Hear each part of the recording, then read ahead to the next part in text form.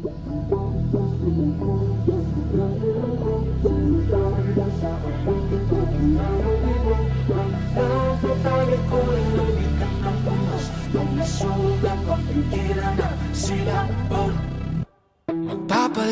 pa sa dilim o titingin sa mga bituin.